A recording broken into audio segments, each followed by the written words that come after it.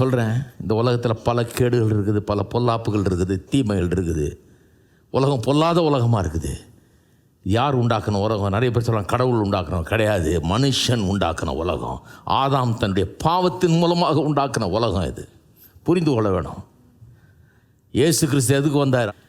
இந்த கெட்டுப்போன சீரழிந்த சமுதாயத்தை எடுத்து அற்புதமான அருமையான ஒரு சமுதாயமாக மறுபடியும் அந்த ஏதேன் தோட்டத்து தரிசனத்தை நிறைவேற்றும்படியாக, மனுஷனுடைய வாழ்க்கையை அழகாக்கும்படியாக, பிரயோஜனமானதாக ஆக்கும்படியாக, அற்புதமானதாக மாற்றும்படியாக இயேசு கிறிஸ்து வந்தார்.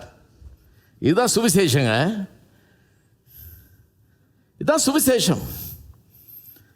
இப்போ நான் சொல்லுகிறேன், இன்றைக்கு ஒருவேளை நீங்கள் வந்திருக்கலாம், பல கேள்விகளோடு வந்திருக்கலாம். என் வாழ்க்கை ஏன் இப்படி ஆச்சு? ஏன் கெட்டு போச்சு? ஏன் நாசமாக போச்சு? எல்லாம் ஏன் இப்படி சீரழிஞ்சேன் நான்?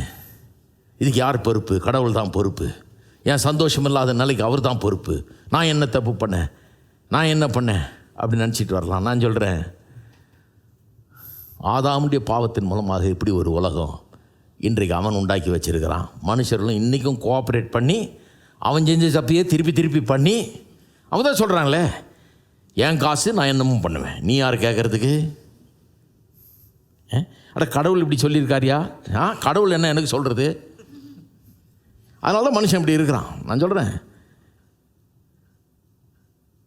கடவுளுக்கு வாழ்க்கையில் இடம் கிடையாது.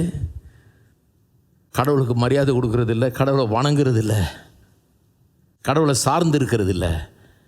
அதனால அந்த ஆதாம் செய்த பாவம் இன்னும் பெருகி பெருகி பெருகி அதனுடைய விளைவுகள் இன்னும் மோசமாக ஆகிட்டே இருக்குது. அதன் மத்தியில் தான் இயேசு வந்தார். சரி, அப்போ மாடலை பார்த்த உடனே இதெல்லாம் விளங்கிடுது. மாடல் மைண்டில் நல்லா செட் ஆகிட்டோம். இந்த மாடலை பிடிங்க நல்லா. ஏதேன் தோட்டத்து மாடல் எல்லாம் சொல்லுங்கள். ஏதேன் தோட்டம் கர்த்தர் எனக்கு கொடுத்த மாடல். என்னுடைய வீடு ஏதேன் தோட்டத்தை போல் இருக்கும். என்னுடைய வாழ்க்கை ஏதேன் தோட்டத்தில் மனுஷனுக்கு கொடுத்த அந்த வாழ்க்கையை போல இருக்கும் என்று நான் தீர்மானிக்கிறேன். அப்படிப்பட்ட சமாதானம், சந்தோஷம், நிறைவு, ஆசீர்வாதம், தேவ பிரசன்னம் என்னுடைய வாழ்க்கையிலே உண்டாயிருக்கும்.